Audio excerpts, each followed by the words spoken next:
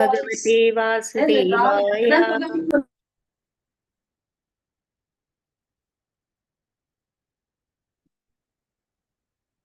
You can all repeat. Om Namo Bhagavate Vasudevaya.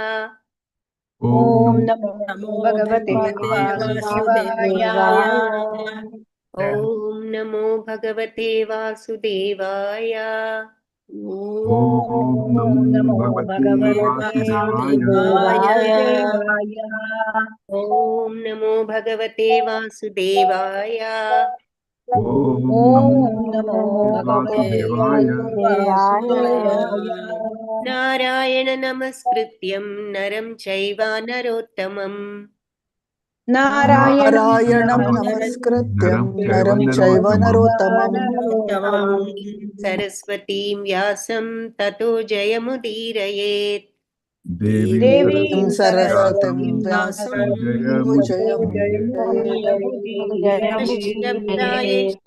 नष्टप्रायेष्व भद्रेषु नित्यं भागवत सेवया। नष्टप्रायेष्व भद्रेषु नित्यं भागवत सेवया। भगवती उत्तम श्लोके भक्तिर्भवति नैष्ठिकी। भगवती उत्तम श्लोके भक्तिर्भवति नैष्ठिकी। मूकं करोति वाचालं मूकं करोति वाचालं पङ्गुं लङ्घयते गिरं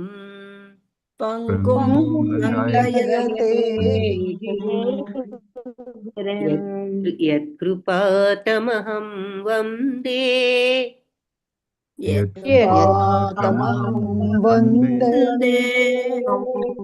परमानन्दमाधवम्।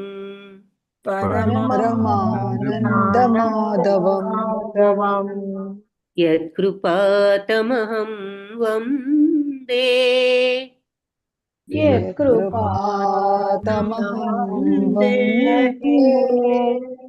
परमानन्दमाधवम्।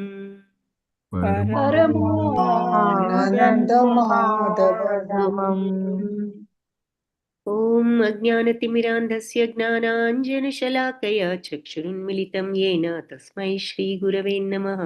नमः ॐ विष्णुपदाय कृष्णप्रेष्ठाय भूतले श्रीमते भक्तिवेदान्त स्वामिन्यति नामिने। नमस्ते सरस्वती देवी गौरवाणी प्रचारिणे निर्विशेषा शून्यवादी पाश्चात्य देशधारिणे। हे कृष्णा करुणा सिंधो दीनबंधो जगत्पते गोपेश गोपिका कांता राधा कांता नमोस्तुते। तप्त कांचन गौरांगी राधे वृंदावनेश्वरी वृषभानुसुते देवी प्रणमामि हरिप्रिये। जय श्री कृष्ण चैतन्य प्रभु नित्यानंद श्री अद्वैता गदाधर श्रीवासादि गौर भक्त वृंद। हरे कृष्ण कृष्ण कृष्ण हरे हरे हरे राम प्राणाय करुणाय घन घनात्मं प्राप्तस्य कल्याण गुणारवस्य वंदे गुरु श्री चरणारविंदम महाप्रभु कीर्तन। You can repeat the Hare Krishna mantra. Hare Krishna Krishna Krishna Hare Hare Hare Rama Rama Rama Hare Hare. Hare Krishna Krishna Krishna Hare Hare Hare Rama Rama Rama Hare Hare. Hare Krishna Krishna Krishna Hare Hare Hare Rama Rama Rama Hare Hare. Hare Hare Krishna, Krishna, Hare Krishna Krishna, Krishna Hare Krishna, Hare, Hare Hare Rama, Hare Hare Rama, Rama, Rama Rama Hare Rama, Hare, Hare Hare.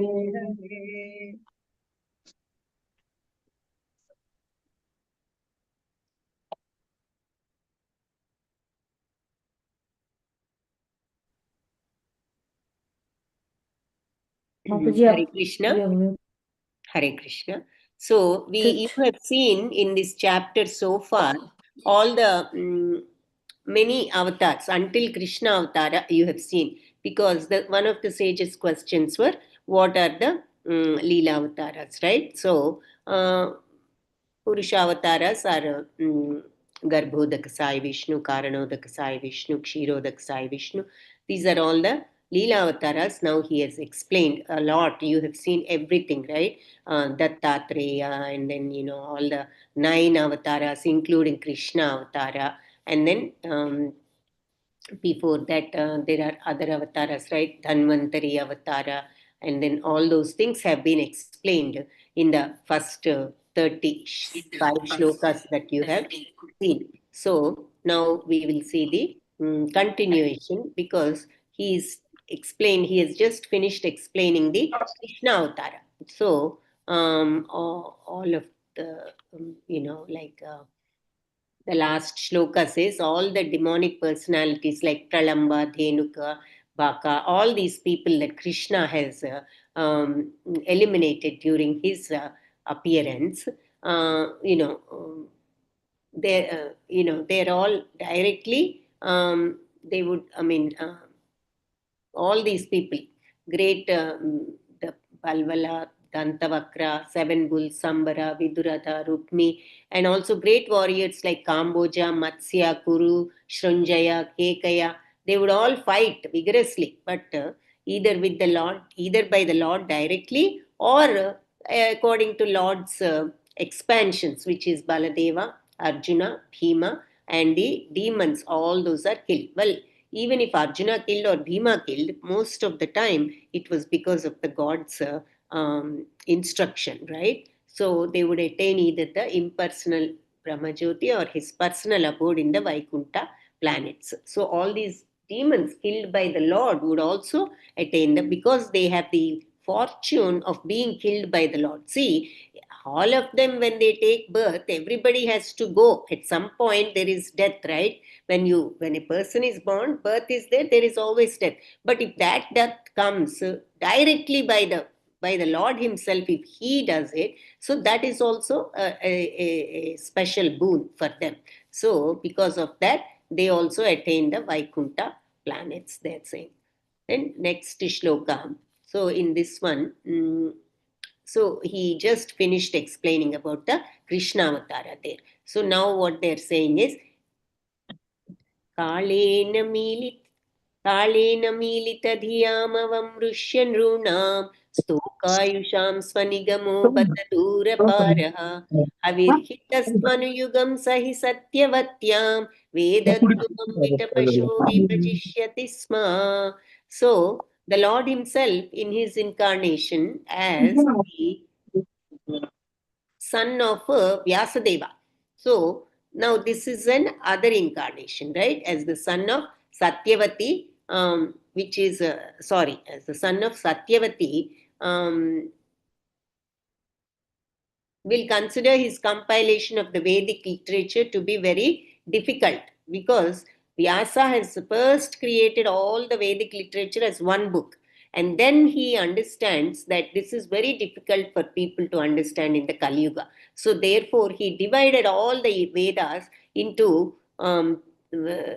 different branches according to the but the circumstances in the particular age, like whatever, like according to Kali Yuga or whatever, because in the next yuga will be Kali Yuga, and in that Kali Yuga, people will be less intelligent or less patient to understand the Vedas. So therefore, he has divided them into parts. He's saying so. in the age of Kali also, man is said to be less intelligent means, I mean, the short lifespan, like now 100 years we say is a full lifespan, right? Even how many of us will live 100 years, so there can be 40 years or 60 years or something like that. And so they don't have a long life, first of all, to understand this much depth of the Vedas. And they also identify themselves with the temporary body. Even the few years that they have, they waste it in all the material things. So that's the reason he was compassionate, and then he said we have to divide all this. So they've given all the Vedic knowledge in some short doses, like the Bhagavad Gita, Srimad Bhagavatam, and all that. And the Puranas and the Mahabharata are also made by Vyasadeva for the different types of people with the different gunas, like Sattva, Rajas, Tamo guna. So none of them are independent of the Vedas. Everything is based on the Vedic principles only, they're saying. Devadvisham निगमवर्त्मनि निष्ठितानां पूर्भिर्मयेन विहिताभिरदृश्यतूर्भिः लोकान् घ्रतां मतिविमोहमतिप्रलोभं वेषं विधाय बहुभाष्यत औपधर्म्यम्. So in this shloka, what he's saying is, when the atheists, those who don't believe in God, after they're well versed in this Vedic knowledge, they annihilate inhabitants of different planets, like flying unseen in the sky on well-built rockets prepared by the great scientist Maya. So those days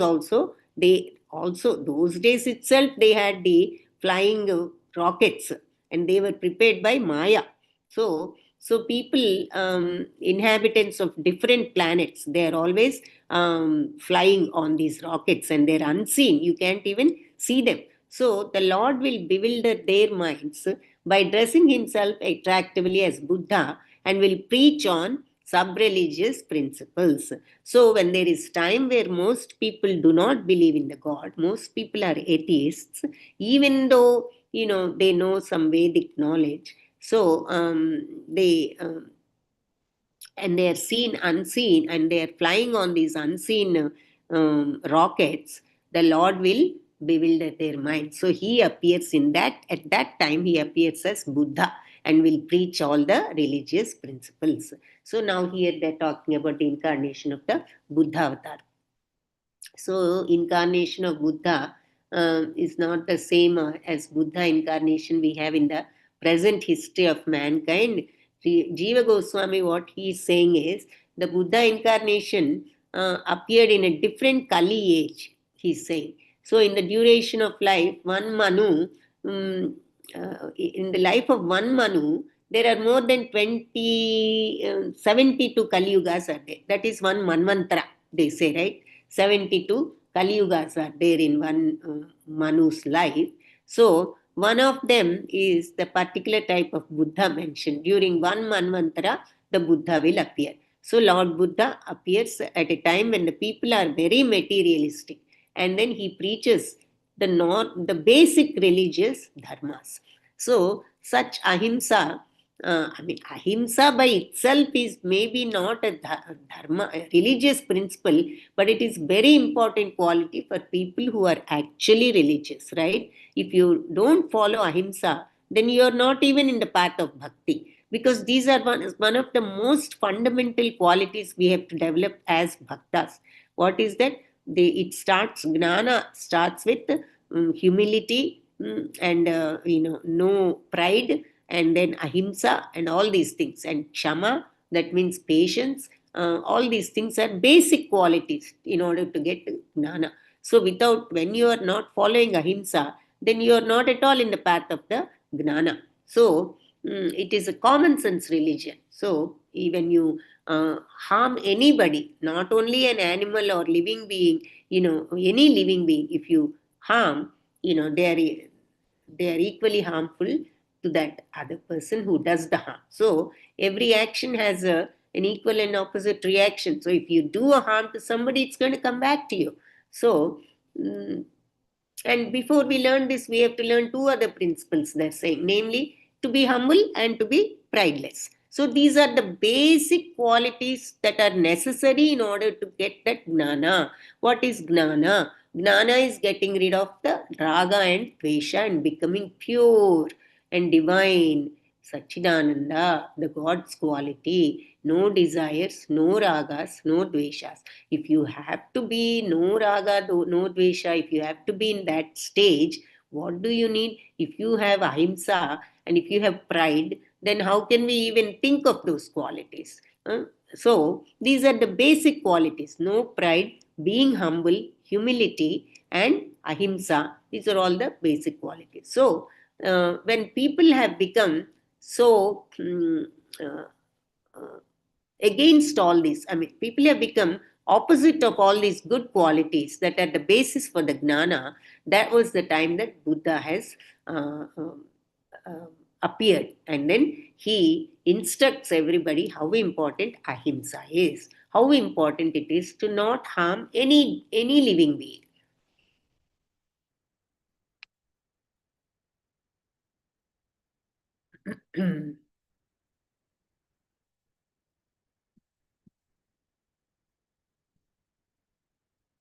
याधालयश्वेऽपि पतां न हरे कदा स्युः पाशिण्डिनो द्विजजना वृषलान् नृदेवाः स्वाहा स्वधावशरिति स्मगिरो न यत्र शास्ता भविष्यति कलेर्भगवान् युगान्ते.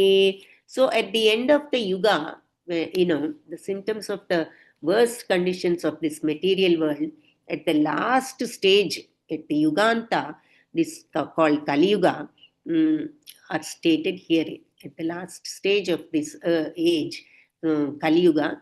This is what happens. So, towards the end of Yuganta, towards the end of Kali Yuga, these are the conditions. The sum and substance of such conditions is nothing but godlessness. So, at the end of the Kali Yuga, basically everybody becomes atheists. Even the so-called saints and high caste social orders, everybody generally known as the Dvijagnanas. That means twice born. That means they've taken Brahmin Diksha, they've taken Gayatri, they've taken invocation, all these things. They're called twice born because they take initiation and Brahmin Diksha and all that. Even those people become atheists. As such, all of them forget because they're atheists, they forget the name of the Lord and what to speak. And if they forget the name of the Lord, what else can we tell about the activities, the leelas of the Lord? If they don't even say the name of the Lord, why would they even talk about the glories of the Lord? So even the highest castes in the society, like the Brahmins or whoever, so they all, I mean, usually they're well versed about the knowledge of the God. They know his name, his quality, his pastimes, and all those things. But without any such knowledge and devotional service, they're all considered to be decorations. I mean, there's no use of them. Even if they're supposed to be great, from a great family and all these things, if they do not have knowledge of the Lord, then there is no point. So that is how Kali Yuga becomes at the end. This is how Kali Yuga becomes, and that is the time when the Lord will appear as the supreme chastiser. That means that's why they say Kalki, right? So he's talking about the future. When the Kali Yuga comes to this bad stage, that is the last stages of the Kali Yuga, then God comes as the chastiser, as the punisher. Kali of the Yuganta. So at the end of the Kali Yuga, the God comes as a Bhavishyati. He will come as a chastiser, Shasta. That means the punisher.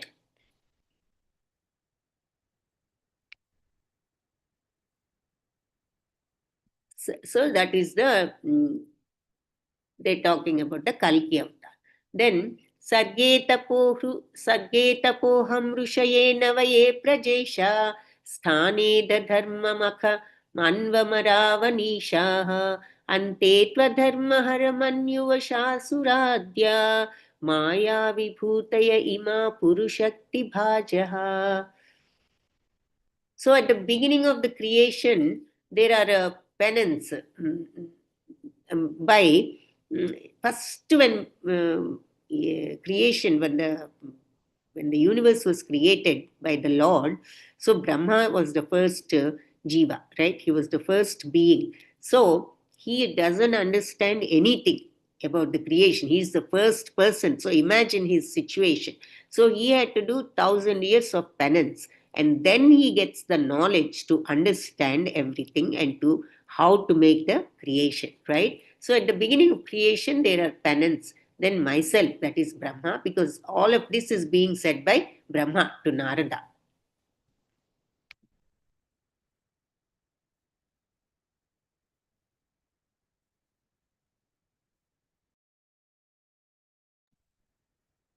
So, beginning of the creation, there is penance by me, by Brahma, and the Prajapatis. So these are all the great sages who generate, and then during the maintenance of the creation. So from the Prajapatis, then you'll see all the other people have evolved, like the Manus and everybody. We see in Bhagavad Gita also, right? He says, they're all they all evolved from my mind. They're Manasa Putras, the 4 Brahma Kumaras and all these people. So after all these people, the great sages come, and then they generate the Manu and the rest of the humans and the rest of the living beings. Then during the maintenance of the creation, there is Lord Vishnu. So at the beginning of the creation, there is Brahma, in order to create Prajapatis, the great sages, the Brahmakumars, the Manus, and then the whole mankind. And then once everybody is created, in order to maintain, that is Brahma's job. But after that, this creation has to be maintained. It has to be run properly. That is the duty of Lord Vishnu. So then there is maintenance of this creation. That time there is Lord Vishnu, the demigods, all the demigods with the controlling power. So the Lord assigns the demigods with each of them with a specific power. So they take care of that aspect of the universe. For example, there is a Varuna Deva for rain, like that. Okay, Vayu Deva for wind, like that. So he gives like Panchabhutas, all these devatas. So each one is in charge of a certain power. And then there's kings of different planets. And then there is also all these different planets, and then there are kings for each planet. But at the end, this is how the maintenance is done of all the creation. Towards the end of the uh, universe, when it is time to annihilate the universe, what happens? That is the end of the universe, right? There is, at that time, there is no, that is the Mahapralaya time.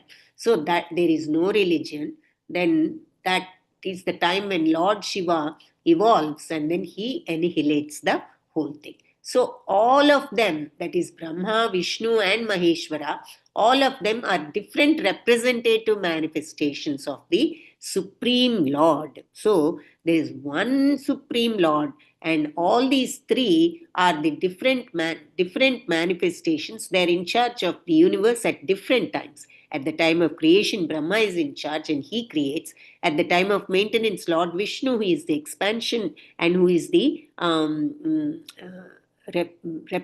is the representation of Sattvaguna, he maintains and he protects the universe. And when it is time to annihilate, Lord Shiva, who is the Tamoguna representation, will annihilate put everything in darkness. So that's why Tamoguna. So everything is annihilated. But at the end of the day, who are all these three people? All of them are different representative manifestations of the energy of the Supreme Lord. They all are different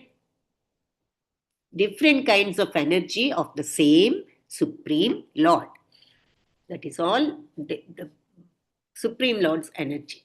So material energy is created by the Lord, which is manifested in the beginning of the creation by the penance of Brahmaji. So the Lord is, he creates the universe, then the universe manifests. That means, first of all, he puts the seed, but it has to come out and it has to be seen, right? So it has to manifest. So in the beginning, Brahma makes everything manifest. He creates all these Prajapati, like he makes all the Manus, and from them all the humanity and everything. So all the Jivas. And then he is the first living being. And then there are 9 Prajapatis. They are the great sages.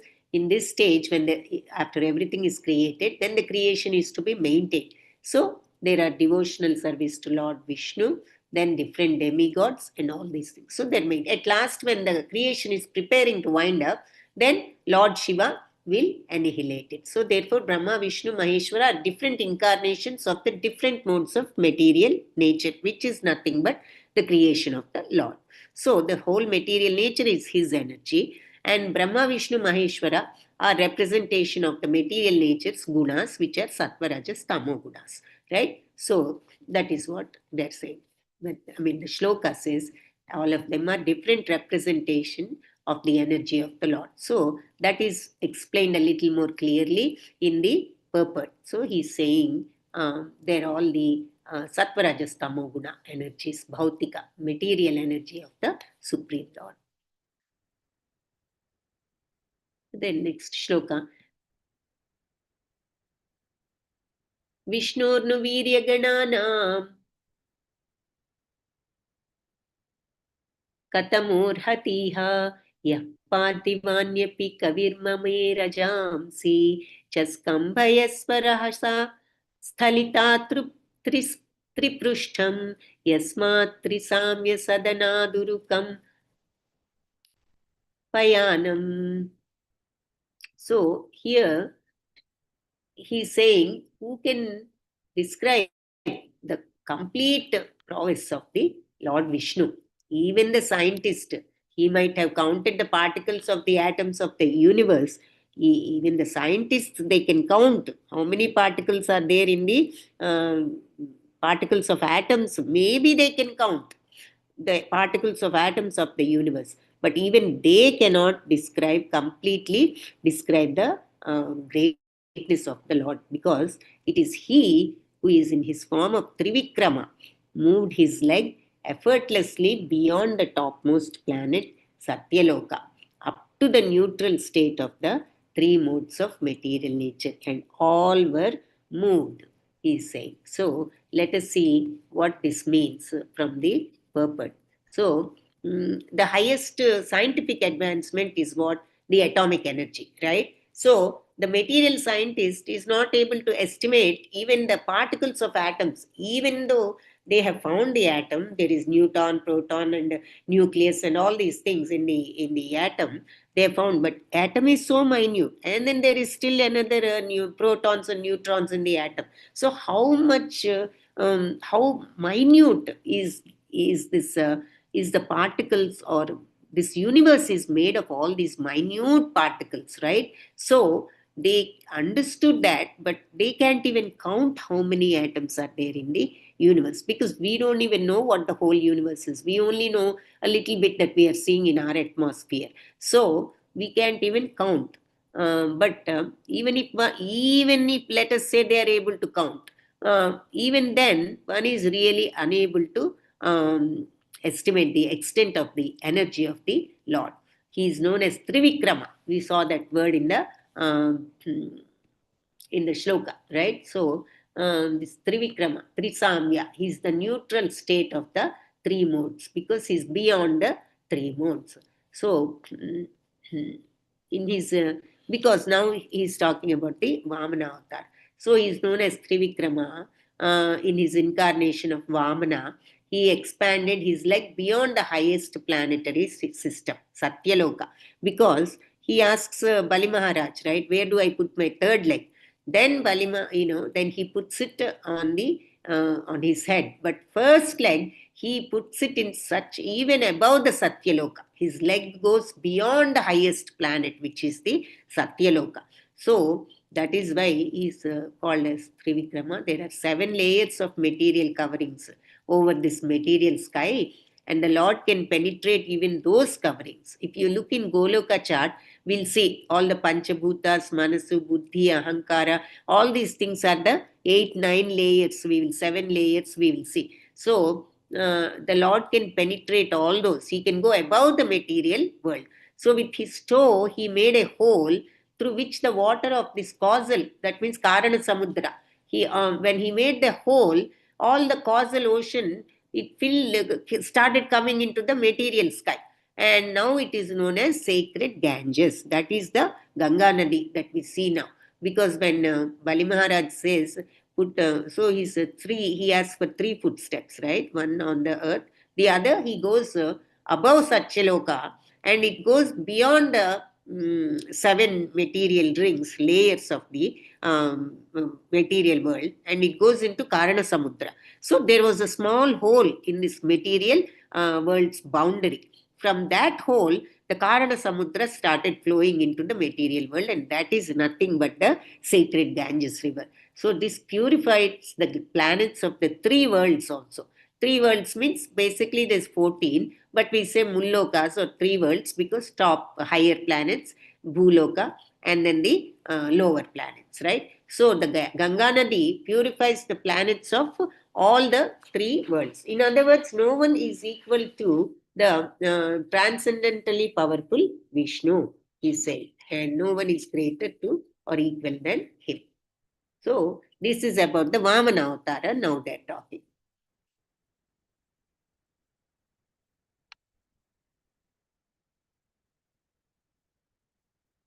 नान्तं विदाम्यहम् अमीमुनयोग्रजास्ते मायाबलस्य पुरुषस्य कुतो वराये गायन् गुणान् दश सताननादिदेव शेषोऽधुनापि समवश्यति नाश्य पारम्.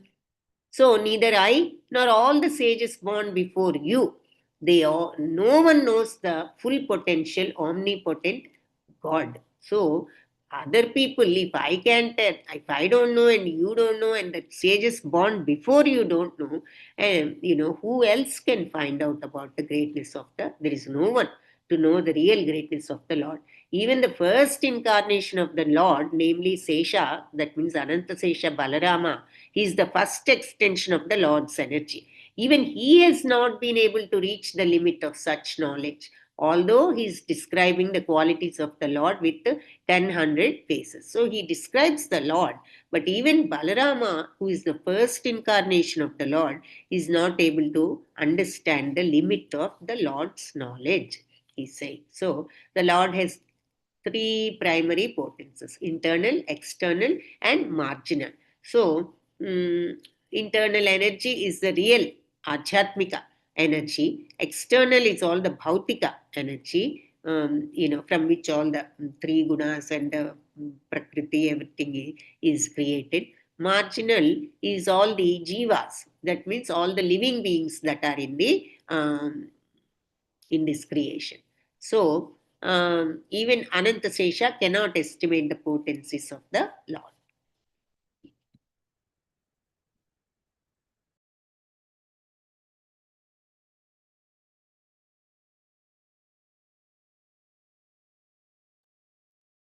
येषां स एष भगवान् दयायेदनन्तः सर्वात्मनाश्रितपदो यदि निर्व्यालीकम् ते दुस्तराम् अतितरन्ति च देवमायाम् नैषां ममाहम् इति धि स्वस्रगाळभक्ष्ये. So anyone who is favored by the Supreme, who is specifically favored by the Supreme Lord, that means the personality of Godhead, due to unalloyed surrender to the Lord. So the God says, I am not partial towards anybody. Everybody is the same to me. But those who are, always, those who keep me always in their mind and their thoughts, Ananya Bhakti, then they always live within me and I am always in them. Then we may have a question, I thought God is in everybody. Why is he saying I am only in them? He is not saying I am only in them. That means when he says they are in me and I am in them, they are connected to me by understanding my nature, because they are always in constant Ananya Bhakti mode. So their mind and thoughts are always absorbed on me. So they have nothing impure about them because their thoughts are full of the Lord. So they're always pure like the Lord. They have no raga, they have no dvesha, they're above the three modes because they have none of those qualities. They are full of divine love for the Lord. So the Lord, when you have the same divine love like a Lord and you are free of ragas and dveshas, then you understand this is the pure nature that the Lord has. So that is what he means by connection or yoga. Those who get to a stage where they can understand the pure nature of the Lord by experiencing it, not by listening, not by reading, but by experiencing it themselves, by going to that pure stage, then they realize this is the stage of complete purity, complete Prashanta Tattva, complete Sachidananda. That is the nature of the Atma because it's the part of the Lord. So when you realize that nature without any ragas and dveshas, then you know this is the nature of the Atma or this is the nature of the Paramatma also because Atma is part of the Paramatma. So if like that, he says they are in me and I am in them. So they have come to the same stage, I mean, to the stage where there is no raga and dvesha, which is how we can realize the Lord or the Atma. So, if anybody is favored like that by the Supreme Lord, the person then because of their bhakti, because of their Ananya Bhakti, they can overcome the unsurmountable ocean of illusion, the Maya.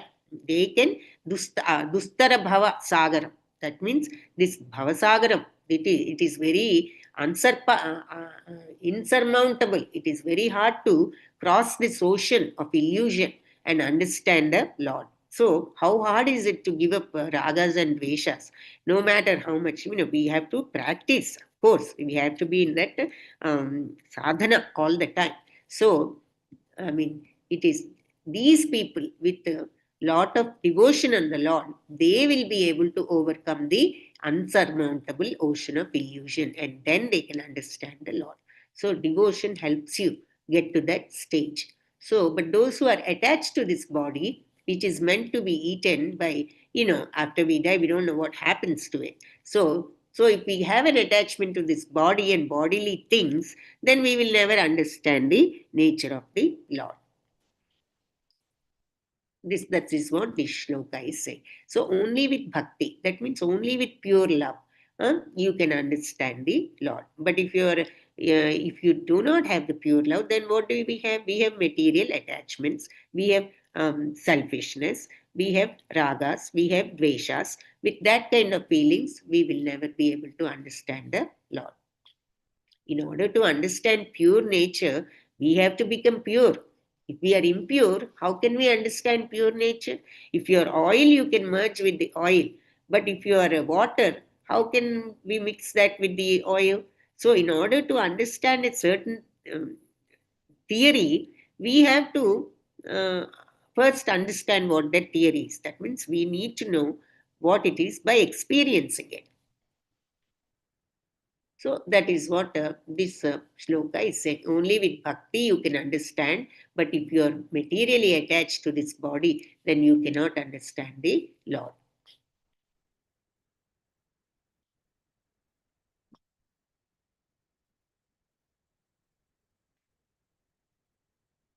So next one is 43, 44, 45. Three shlokas we have to see here. They are given together.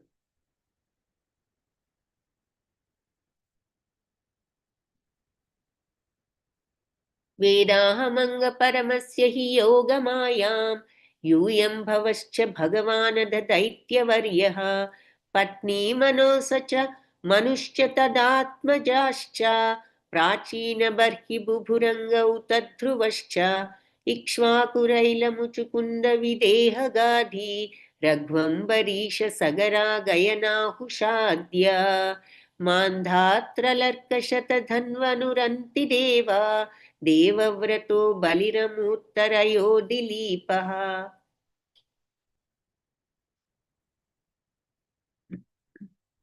सौभर्युतं कशिभिदेवलप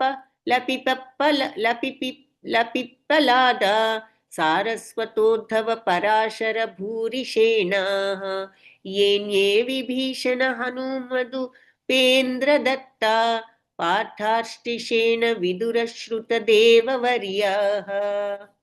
So here in all of these shlokas, they're saying that potencies of the Lord are unknowable, immeasurable. We can't even measure that. Still, because we are all surrendered souls.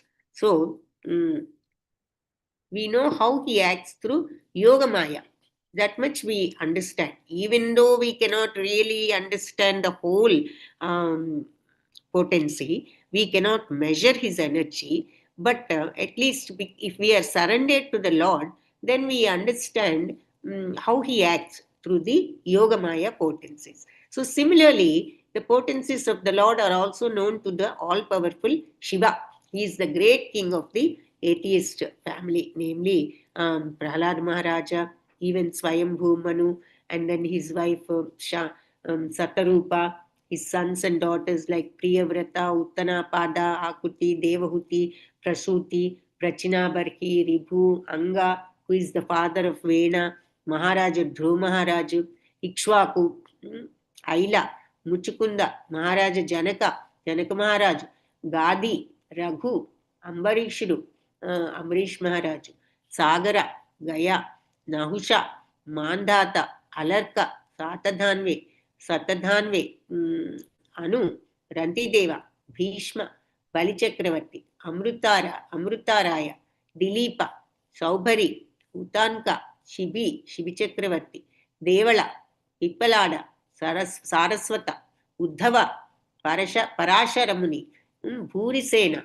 Vibhishana, Hanuman, Sukadeva Goswami, Arjuna, Artisena, Vidura, Shrutadeva, so etc. So all these people. So the potencies of the Lord are known to Shiva and all these other bhaktas. So they have named a few of these famous bhaktas. So Shiva is also all powerful and he is still, in a way, a bhakta. So he knows the potencies of the Lord. So the potencies of the Lord are immeasurable, but because we are all surrendered, those who are surrendered to the Lord, they know that he acts through his Yoga Maya. So similarly, the potencies of the Lord are also known to the all-powerful Shiva. He understands the potencies of the Lord, and all these great bhaktas, they also understand. So this is what basically they are telling the names of all these people in this shlokas. They're nothing but the names of all these people. So all the great devotees in the past and present, they're all devotees, and also the devotee people who will become devotees in the future, they all will know the different potencies of the Lord. Only bhaktas will know the potencies of the Lord. And then how do they know? It's not by speculation, nor by limited instrument of knowledge. By the limited instrument of knowledge, we cannot know the Lord's material potencies. So for example, there are many millions and billions of planets are there, right? Far, far beyond the scientists also cannot calculate all of them. They only know our Milky Way galaxy, but there are so many planets that the scientists also don't know. These are all the manifestations of the Lord's material energy. What can the scientist know, by making these material efforts? How much can he understand, he's saying. So mental speculation some people may do, if or maybe this many, something like that, But the mental speculation, they only end in despair. So we really don't know. And then they finally say, abruptly, they cannot estimate forever. So they say there is no God or something. So the same person ceases to speculate on subjects beyond the jurisdiction of his tiny brain. He's only thinking as far as his brain goes. But there is so much beyond the understanding of the brain that we don't know about the Lord. So Upanishads also have said that the God can never be understood by simply working hard or by taxing the brain or by mental speculation. All these things will not help you understand the Lord. The Lord only is known to a surrendered soul. So you can do as much research as you want, but if you do not surrender and if you are not in a bhakti mode, you will never understand. So here Brahmaji is saying that the greatest of all material living beings, they acknowledge this truth that God can be known only by surrender. So bhaktyana mam abhijanati, he says in Bhagavad Gita also. And at the end he says sarvadharman parityajya mamekam sharanam raja. So leave everything, just surrender to me. That is the end advice he gives to all of us. So those who surrender only understand his greatness. He's saying again, that's what the purport also is explained. So the Lord is unlimited. By the grace of the Yoga Maya, he helps the surrendered soul to know him proportionately with the how it depends on what level of surrender you're at. Based on your level of surrender, your understanding also depends on that.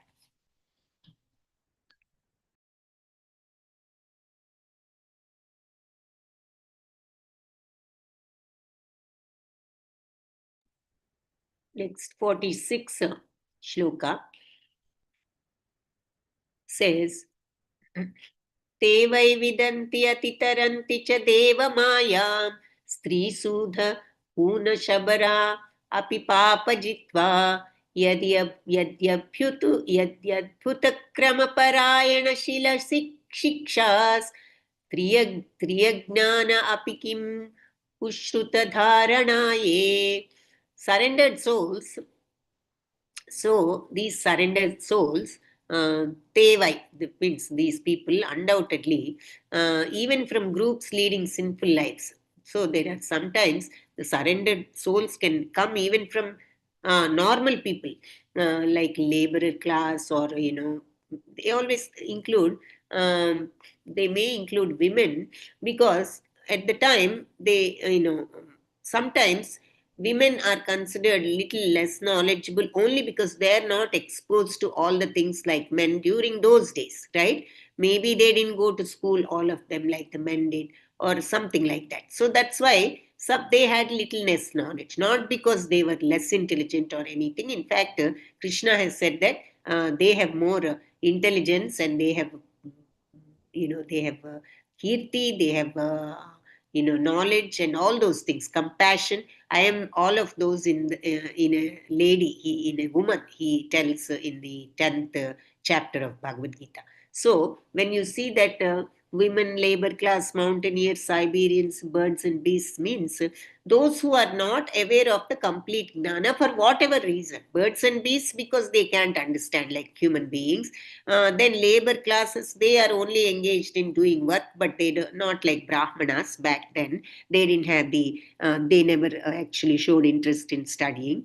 And then women also didn't have that much opportunity to know all the Shastras, they can inside, but not as much as the men, because they are outside and they can go and learn. So for that reason, so surrendered souls, but surrendered souls, if they really surrender to God, they can be from all these groups who don't have as much knowledge as the Brahmanas do. But still, just because of their quality of surrendering, they know the signs of the Lord, and they become liberated from the clutches of the illusion, Maya. How? By surrendering into the pure devotees of the Lord. So if you surrender to the Lord or to the Lord's pure devotees, right? And by following the pure devotees' footsteps, they all can be, they all can be liberated from the clutches of the Maya. So all these people, anybody can be liberated if they have this surrender mode towards the Lord, or even towards the Lord's Shuddha Bhaktas, pure devotees. If they surrender to a pure devotee, and if they follow their footsteps, they will be liberated. So the Lord tells Arjuna in Bhagavad Gita 18.66, we talked about Sarvadharman Parityajya Mamekam Sharanam Raja. So that Sharanagati, surrender, is what relieves us from the this Maya. शाश्वत प्रशान्तमभयं प्रतिबोधमात्रं शुद्धं समं सदशत परमात्मतत्त्वं शब्दो न पुरुकारकवान् क्रियार्थो मायापरैति अभिमुखे च विलज्जमाना तद्वै पदं भगवतः परमस्य पुंसो ब्रह्मेति यद्विदुरजास्र सुखं विशोकम्. So, in this shloka, what is realized as the absolute Brahman is how this absolute, once you surrender to the Lord, that's when you understand the Nature has potency of been the the Lord. silent Right? partner So, of the when you soul. say understand the potency of the Lord, This what is- does that mean? When you understand the potency of the Lord means you will Yes, you can join be able to see what the nature of the Lord is. So, the air will breathe. this is certainly the ultimate phase of the supreme enjoyer.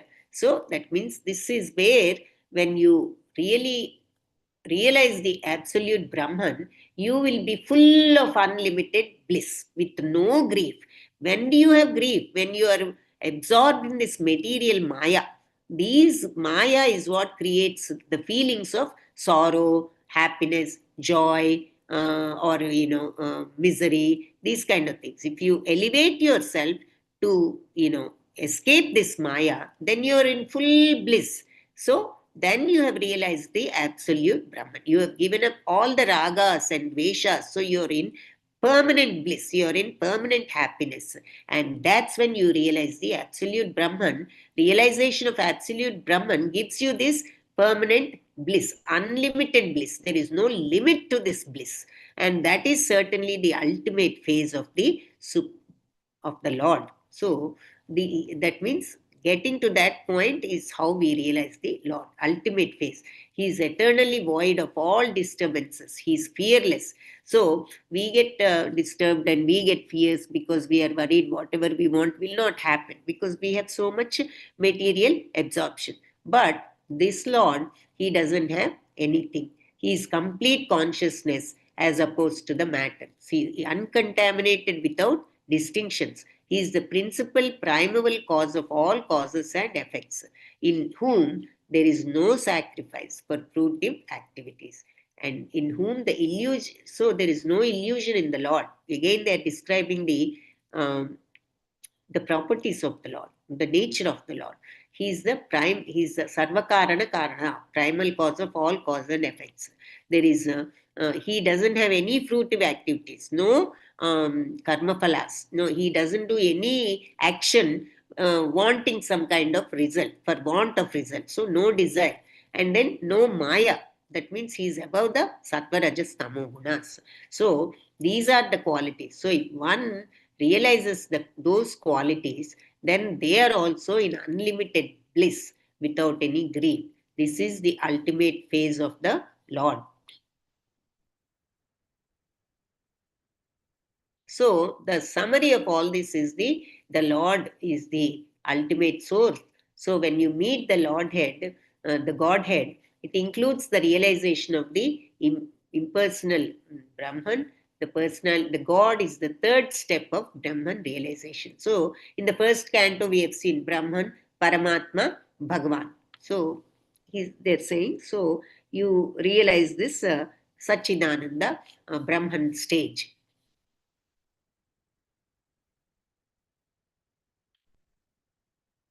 साध्या नियम्य यतायो यमकर्तहेतिं जह्युस्वरादिव निपाण खनित्रमिन्द्रः.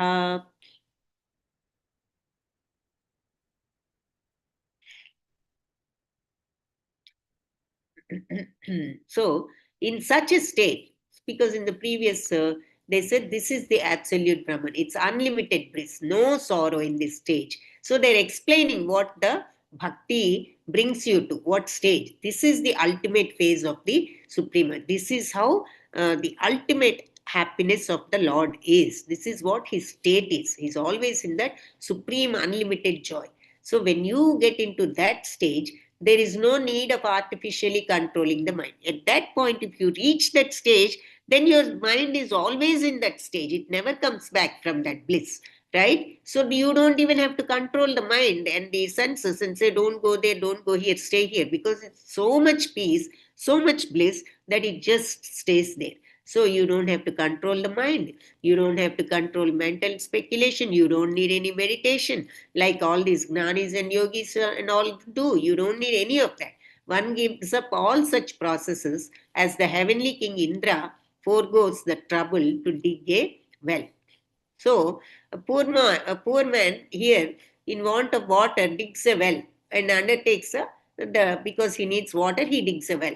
So similarly, those who are poor in transcendental realization, they speculate on the mind by controlling the senses. So,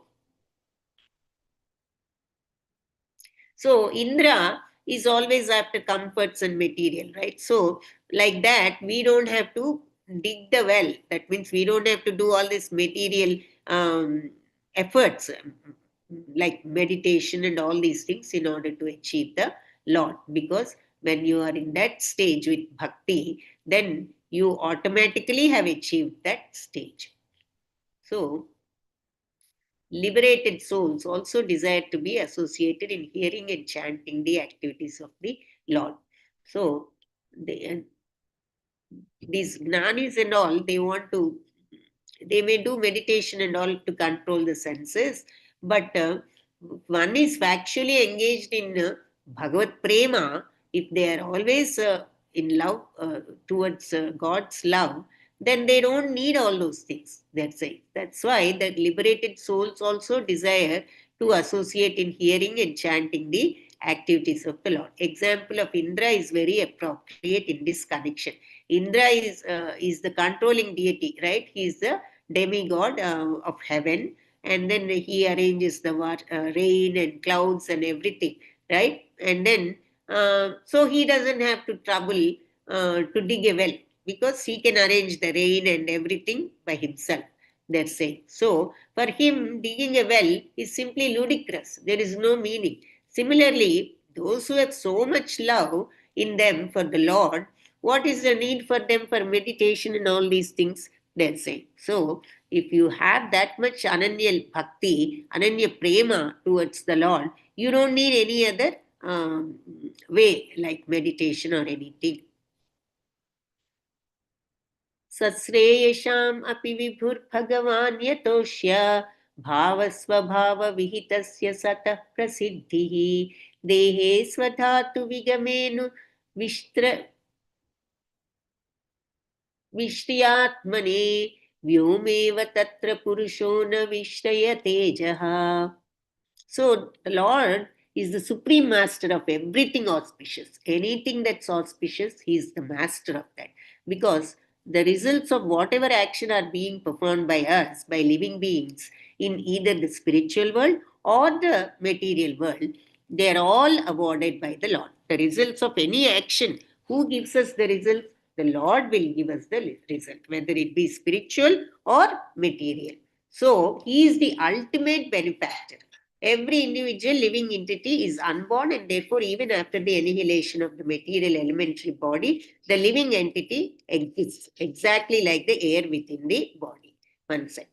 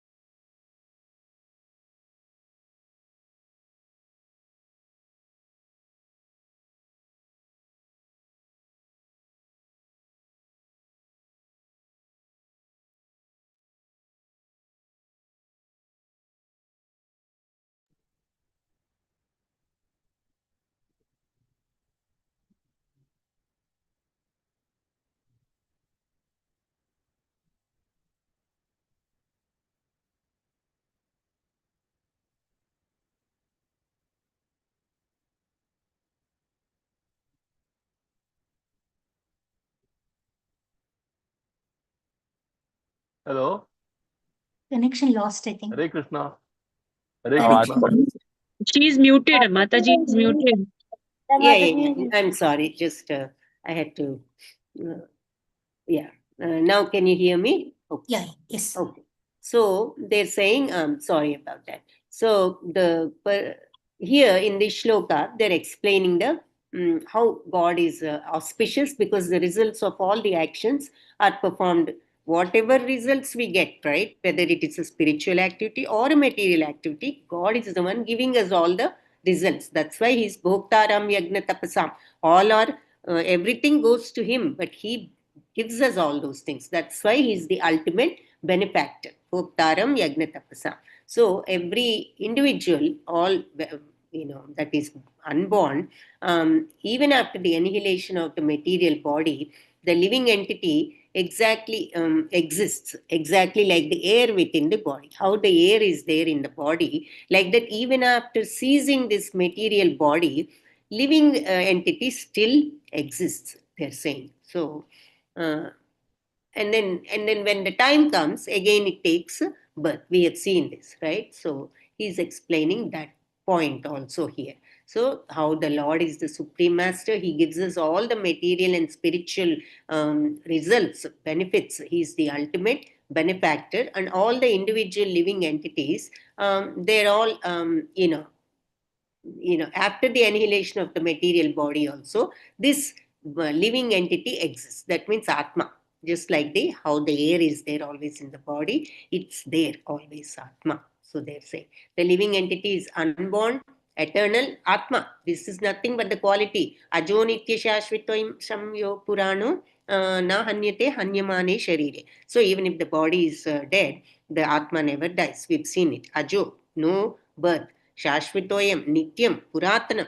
So is unborn, eternal, Shashvitam, and as confirmed in Bhagavad Gita 2.30. So living entity is not exhausted even when the body is exhausted. So, so we have to, because the Lord gives us, He's the Bhoktaram Yagna Tapasam, we have to remember that, and we have to develop the bhakti in the purport. Prabhupada is reminding us. So the living devotees, they will all be, here he's, we shouldn't mistakenly think that after the annihilation of this present body, there is no body by which one can associate with the Lord face to face.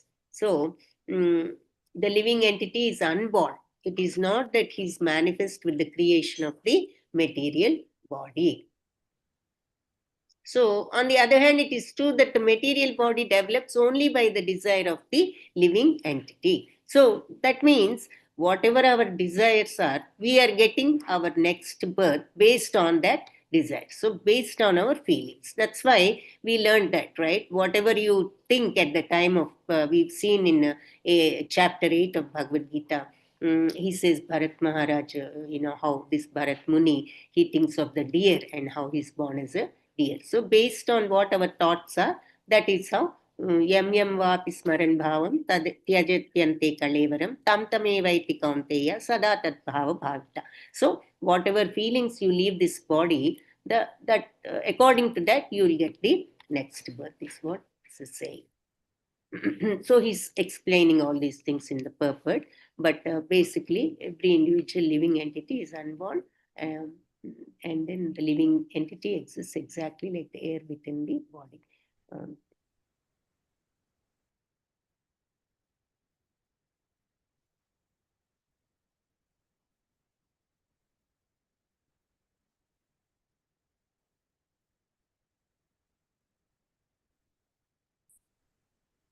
Soyam te Vihitasthata Bhagavan Vishwabhavanah Samasena Harenanyad Anyasmat Sadasachayat. So here he is saying, my dear son, I have now explained in brief the supreme personality of the Lord, of the God. So he is telling Narada, so I've explained everything to you, who is the creator of the manifested worlds. Without him, there is nobody else that causes the phenomenal and nominal existences. So this is what I have told you. Without him, there is nothing that will happen. Idam bhagavatam nama yanme bhagavatoditam sangrahoyam vibhutinam tvam etad vipuli kuru. So Narada, the science of God, which is Srimad Bhagavatam, was spoken to me in summary by the Supreme Lord, and it was spoken as the accumulation of his diverse potencies. Please expand this science yourself, he said. So, this science of the Lord, what is the science of the Lord? Srimad Bhagavatam itself is the science of the Lord. This was spoken to me by the Lord himself, and it was spoken as the accumulation of his diverse potencies. So the Lord's potencies are diverse, and we cannot understand them in full. He told that many times, Brahma. So he's saying only with surrender you can understand it to certain extent, that he is doing all this with the Yogamaya. With surrender you can understand. So I have this was spoken to me by the Lord himself, and it was spoken as the accumulation of his diverse potencies. So you expand this science yourself.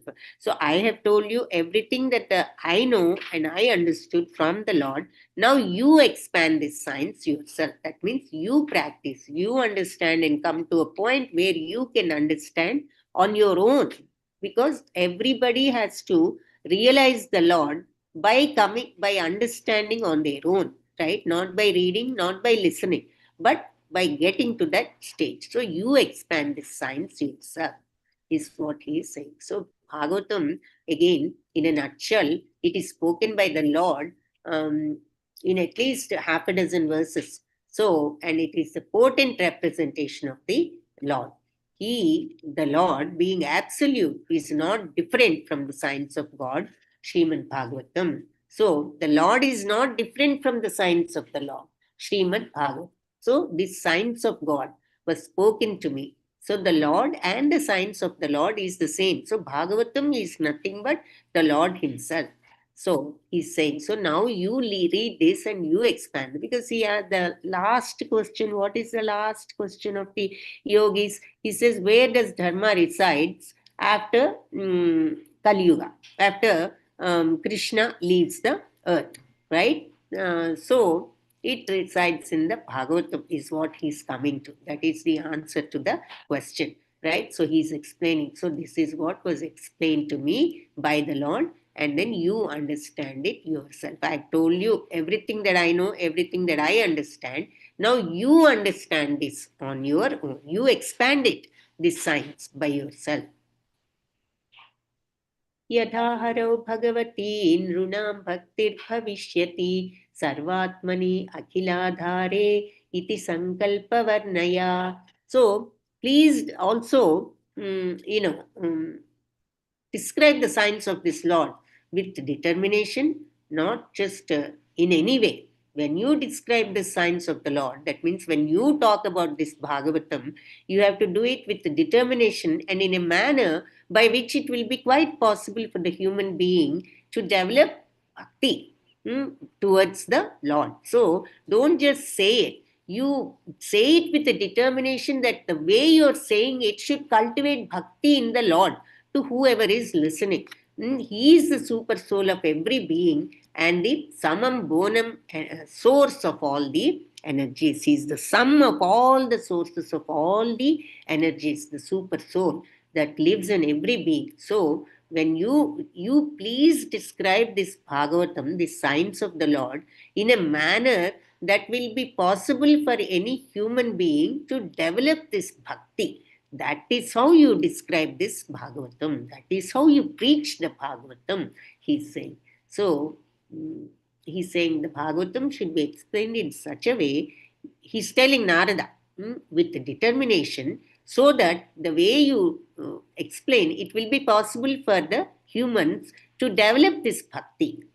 Towards who? Towards this omnipotent Lord, who is the source of all the energies. So, Bhagavatam is the philosophy of the devotion, and then the story of how we are related to the Godhead. So before Kali Yuga, there was no need for such a book because everybody was pious and they had some kind of bhakti. But in Kali Yuga, we became, very sinful. The people have become sinful, illegitimate connection with women, intoxication, gambling, all these bad qualities, right? And killing animals. Because of these basic sinful acts, man became forgetful of his relation with the God. He forgot what is dharma. He forgot what are God's divine qualities. He forgot love, all the pure love. So he became blind, so to speak, even though he's not physically blind. He became blind towards the ultimate goal of the life. He has completely forgotten what the goal of the life is, to be in relation with the Lord. So the goal of life is not to pass a life like animals, just to eat and do what we like, but eating, sleeping, fearing, mating, these are all animal qualities. So if we also live the same way, then what is the point? For such a blind human society in the darkness of ignorance, Bhagavatam is the torchlight to see things in proper perspective. Therefore, it's necessary to describe this science of God from the very beginning or from the very birth of the phenomenal world, he's saying. So, and then as Prabhupada has already explained, Srimad Bhagavatam is scientifically presented that any sincere student of this great science will be able to understand the science of the Lord simply by reading it with attention, or that means Shraddha. You have to have Shraddha to read it, and simply by hearing it from a bona fide speaker. So everyone is hankering after happiness in life. Everyone wants happiness in life. But in this age, the human beings, they have become blind and they don't know, they have no proper vision that God is the source of all happiness. He's a reservoir of happiness. He has so much happiness, limitless bliss. We just saw that in the previous shloka. He is the source of limitless bliss. He is the ultimate source of everything. Janmadisya yataha. We saw this in the very first shloka of the Bhagavatam. So, happiness in complete perfection without hindrance can be achieved only with this devotional relationship. That means that supreme stage of Ananda. So, it is with this association that we can get free from all the material distresses. So, and then we can take shelter in this great science of Srimad Bhagavatam. And whoever does that, they will be successful at the end. Narada is therefore requested by his spiritual master and his father Brahma to present this science to people with a good plan. So you try to preach this in a way that you can make people, you can cultivate this devotion in people, devotion towards the Supreme Lord. So Narada was never advised to preach the principles of Bhagavatam to earn a livelihood. He says, you do it in order to develop bhakti in people. So you have to, that means when you explain something, Bhagavatam, don't do it like a professional for money. So, you do it because you are genuinely seeking to make people develop, cultivate bhakti. So that's what this last shloka is telling. So Brahma, that is how he advises Narada. So you understand this. I have told you everything. He said that in the previous shloka, and in the last shloka, he's saying, as I have just explained, if this is done regularly with devotion and respect, one is sure to get out of the illusory energy of the Lord. So whoever listens to it, right? The Lord's activities in association with his different energies should be described. Okay, when you describe the Lord's Leelas, you should explain them in association with his different energies. That means material energy, spiritual energy, margin, all these things have to be explained clearly and appreciated and heard like that. With if this is done regularly with devotion and respect, Shraddha, Vishwasa, and Bhakti. Shraddha and Vishwasa is nothing but Bhakti. So, respect, love, and devotion. One is sure to get out of the illusory energy of the Lord. So, once we listen to all this, we will get out of the illusion. That illusion is also Lord's energy. They're reminding us here. So this is the end of the 7th chapter in the 2nd canto. So we have completed it. Vancha kalpatarubhyascha kripa sindhubhya eva cha patitanam pavanebhyo vaishnavebhyo namo namaha. Hare Krishna. Thank you to everybody for coming to class, and then thanks for bearing with me for the interruptions a little bit. So first half shlokas have described most of the avatars. After Krishna Avatara, we picked up today from the 36th shloka, and then we saw Krishna Avatara was already done. So we saw Vamana Avatara, we saw Buddha Avatara, and Kalki Avatara, and then he talks about how one goes into the supreme bliss when they completely surrender. At the end, he says, even though we understand all these avatars, nobody can fully understand the potency of the Lord. Only, no matter how scientific you are, how great you are, you detect the atom, you invent everything, you cannot understand. Only with surrender, you understand. That too, how you understand? You think that everything is being done with his yoga maya. To that extent, bhaktas can understand. And then when they understand the Lord, they come to that supreme bliss, unlimited bliss. And he says, I have told you everything that I know. And how the Brahma, Vishnu, Maheshwara, they are all different forms of the Lord's material energy. So each one represents one guna. They have told that also, guna avatars. Those are, we saw the Leela avatars, we saw guna avatars. So he explained all those, and at the end he says, this Bhagavatam is the science of the Lord. So you understand this. I have told you everything I know. You analyze it, and then afterwards you preach it to the people to cultivate bhakti in people with the determination. With this idea, you preach it to everybody. This is the short summary of the class.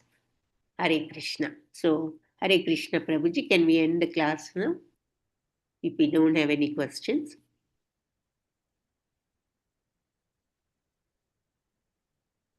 I don't know if Prabhuji is there, but I Prabhuji is don't not there think today, he's there. Mataji. Prabhuji Yeah. is not there. Not there. So, if nobody has You can any end the class, question, Mataji. we'll end. Okay. Thank you, Hare Mataji. Krishna, Hare Mataji. Thank you. Hare धन्यवाद. हरे कृष्ण माता हरे जी कृष्ण माता जी, धन्यवाद माता जी। Thank you, Mataji. Hare